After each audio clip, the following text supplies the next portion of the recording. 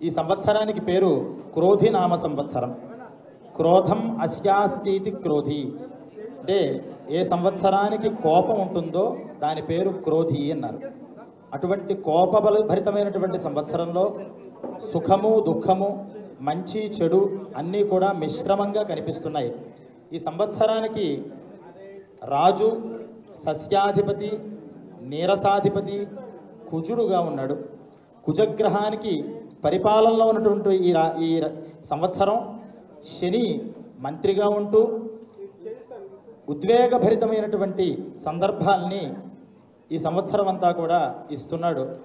ఈ సంవత్సరంలో కుజుడు అధిపతిగా ఉండడం వల్ల ప్రపంచంలోనూ దేశంలోనూ రాష్ట్రాలలోనూ వాహన ప్రమాదాలు అలాగే అగ్ని ప్రమాదాలు సూచిస్తున్నాయి. కుజుడు మంగళవారంతో ప్రారంభమైనటువంటి ఈ సంవత్సరం కుజుడు అధిపతిగా ఉండడం వల్ల అత్యంత ఉష్ణోగ్రత ఈ సంవత్సరం నమోదవుతూ ఉంటుంది అని, అలాగే ఈ సంవత్సరం వర్షపాతం సమృద్ధిగా ఉండి నదులన్నీ కూడా చక్కగా నిండుతాయి అని, వాటి ద్వారా పాడి పంటలు చక్కగా ఉంటాయి. వరి గోధుమ ధాన్యాలు అలాగే కూరగాయ వ్యాపారస్తులకి వ్యవసాయదారులకి ఇది చాలా యోగ్యమైనటువంటి సంవత్సరంగా గోచరిస్తోంది. అదే విధానంగా పశు సంపదలు పాడి వ్యాపారం చేసే వాళ్ళకి కూడా ఈ సంవత్సరం శ్రేయోదాయకంగా ఉంది. దుంప వ్యాపారాలు పప్పు దినుసు వ్యాపారాలు నూనె వ్యాపారాలు చేసే వాళ్ళకు కూడా ఈ సంవత్సరం చక్కగా ఉంది. అయితే సంవత్సర మధ్యంలో వచ్చేటటువంటి ఆహార కొరత వల్ల కొంత ఎగుమతి ఇబ్బంది అయ్యి ధరలు అధికమయ్యే అవకాశం కల్పిస్తోంది.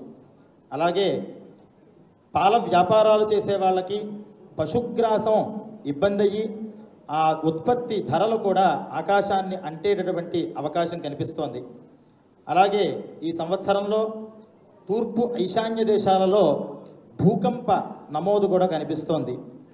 ప్రపంచంలో మన భారతదేశం చేసేటటువంటి పరిశోధనలన్నీ కూడా దిగ్విజయమయ్యి తద్వారా యశస్సు భారతదేశానికి వచ్చే అవకాశం కనిపిస్తోంది.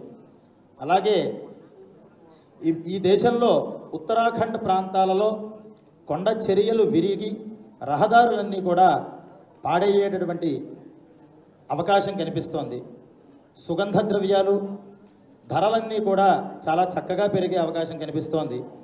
బంగారం వంటి ధాతువులు యొక్క ధరలు కూడా చాలా లాభసాటిగా నడిచేటటువంటి అవకాశం కనిపిస్తోంది. ఈ క్రోధి సంవత్సరంలో ప్రాపంచిక దృష్ట్యా విశేషించి భారతదేశంలో ఆర్థిక మాంద్యం లేకుండా ప్రపంచమంతా కూడా ఆర్థిక మాంద్యంతో ఇబ్బంది పడేటటువంటి అవకాశం కనిపిస్తోంది.